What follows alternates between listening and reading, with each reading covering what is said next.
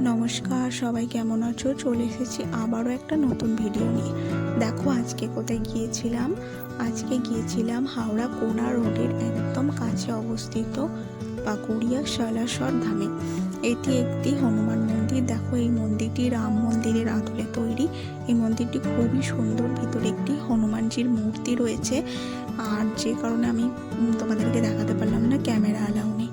আর খুবই সুন্দর মন্দিরটি, তোমরা আসতে পারো এবং এখানে পূজার ডালা কিনতে পাওয়া যায়, তোমরা কিনে পুজো দিতে পারো। এবং